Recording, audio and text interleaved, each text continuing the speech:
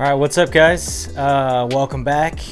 Today, I'm really excited because we get to use our compost tea brewer.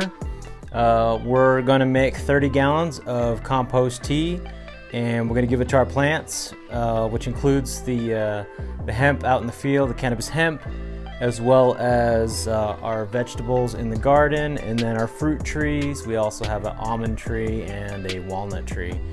So we're going to put a lot of biodiversity into this tank using the majority of actual compost, but we're going to add a little bit of an inoculant in there, a little Bokashi inoculant, as well as some great white Trichoderma and mycorrhizae. So I'm really excited to get this going, so let's get started. So the components to compost tea is obviously 30 gallons of water, at least in my setup it is, but your components are water.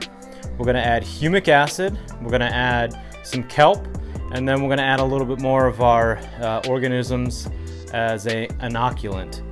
So the first thing we're gonna do is make some humic acid with the same compost we're actually gonna use in there. So this is the compost we made back in the last few episodes. If you remember from the past couple episodes, we made compost extract, which is basically taking this compost and breaking it up while it's inside the bag, inside of a bucket, which allowed all those microbes and everything to just break apart and essentially get into that water so that we could feed it into our plants. When we're making humic acid, the humic acids are actually in the compost. So all we have to do in order to get the humic acids out is passively running water through this compost. So we're going to go ahead and try to get some water through this, and should have some humic acid out on the other side. Now I'm not trying to disturb it or anything else. I am just passively sending water through the compost. And as you can see now, see all this dark liquid down in here? That's all the humic and folic acids that I've literally just sifted out of the compost. The humic acids are literally food for these microbes.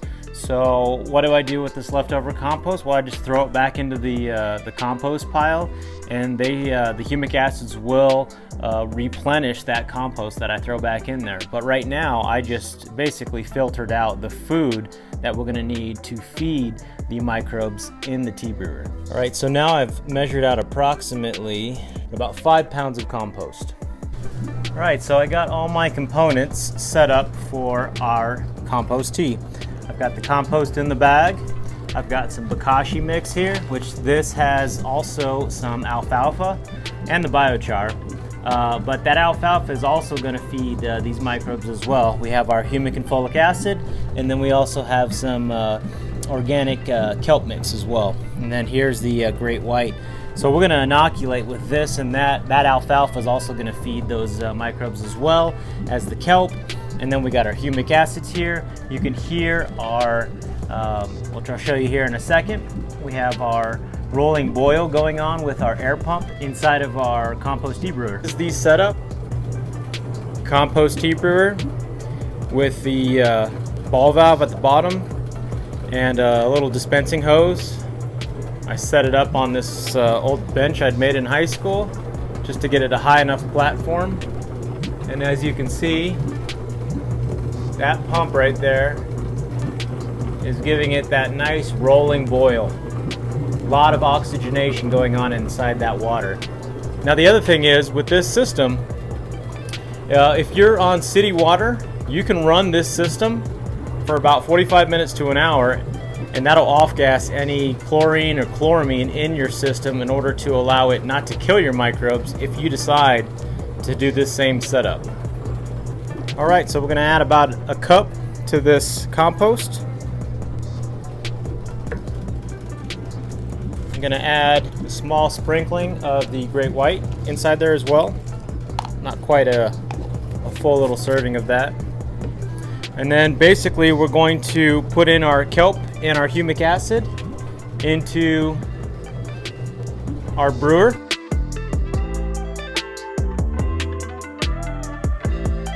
There is our humic acid. And then we're going to add our kelp. and we're gonna do probably a cup and a half. And just by the way, that was about 2,500 I would say mils of that humic acid that we made from our compost. Now you're saying, well, how do you know the ratios in order to make this? Honestly, I don't. I'm just trying to make up this recipe as we go along. I did learn a recipe doing the cannabis cultivation program. There was a segment in there about doing compost tea and compost tea brewing. So I'm basing this off of somebody else's already pre-made compost, actively aerated is the proper term for it, actively aerated compost tea. But I'm using somebody else's recipe off this, so I can't take full credit for this.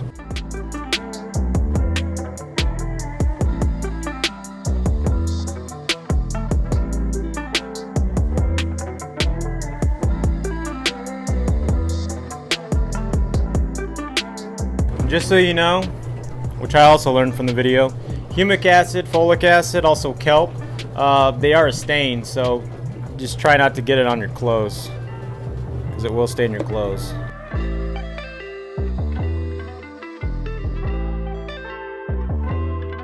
Our water is being aerated. Our humic and folic acids are in there. The kelp is also added as well, so all we got to do is add our compost in now.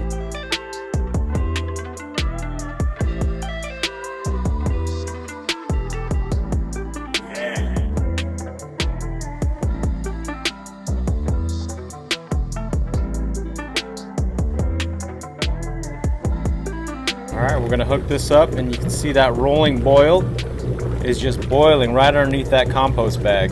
And this is going to sit here for approximately 24 hours. Alright, that's pretty much it. We got all our ingredients in there. We got our compost in there. Now our compost didn't smell bad at all. Our compost smelled good. It smelled rich. It smelled like really healthy dirt is really what it smelled like. It smelled like the floor of a forest, which is really what you want your compost to smell like. You don't want it to smell stinky or septic or you know, like it's gone stale or just nasty. It shouldn't smell like that at all. And when it comes to the ratios here, again, I'm tweaking the recipe a little bit. I'm making it my own, so this is my tweak recipe based on the experience I had learned from somebody else. But if I come back in 24 hours and I smell this and it doesn't smell organic and rich and just like the way the compost smells, but it smells septic or it smells stinky or bad, one of two things happen. Either one, just something went wrong, there wasn't enough aeration, or two, I didn't add enough food into this system to feed all those microbes. So basically what happens if, as I'm aerating this, I am multiplying microorganisms inside this funnel. So over that time, they're going to be consuming a lot of that food inside there. If I didn't put enough food in, they're going to consume all the food and then they're just going to start to die. As soon as they start to die, it goes septic. That's when it starts to smell. If it smells at all, I'm not going to use this. If it smells rich, if it smells good, if it smells clean, if it smells again like rich, healthy soil, then yeah, I'm going to use it on my plants because I know it's the exact right recipe that it needs to be. So we're going to be back in 24 hours. It's going to be like that. Whoa, that was quick. Anyway, we are now at our compost. It's been 24 hours, just under 24 hours, and we're good to go. I just smelled it just now, and it smells rich. It smells really good. It smells clean. It smells healthy. Smells like good, rich soil. So now what we're gonna do is we're gonna start dispensing this. I'm gonna give it to the plants in the field. I'm gonna give it to the garden, and then I'm also gonna give it to the fruit trees, as well as the almond tree and the walnut tree. Get it all into our plants, and it's going to be a rich, healthy injection of not just nutrients, everything that's been broken down in the compost, available for the plants, but also we're talking fungus, beneficial fungus. We're talking beneficial bacteria. We're talking last night I kind of added a little bit to it that I didn't explain yesterday, but I did add a sponge that had was soaked in beneficial nematodes. So I've got beneficial nematodes basically in there, predatory nematodes, as well as I added a little bit more of humic acid, some humic acid powder concentrate, and a little extra pinch of kelp, just to add to the mix. Again, like I said, it doesn't smell bad at all. It smells healthy and rich. So our plants will really enjoy this. It just gives them that boost. I can put this on as a soil drench, or I can do this as a foliar spray, which I'll probably end up doing both to a degree on different plants and foliage. So most of my mature trees will end up getting both. But anyway, this is a great way to add, like I said, beneficial organisms, as well as almost like a boost of nutrients to your plants and their systems in the roots, as well as on the foliage as well, because your plants can absorb that through the stomata in the leaves. So anyway, thanks for joining me, guys. This was actively aerated compost tea brew. You've got my recipe. Thanks for joining me. We'll see you in the next one.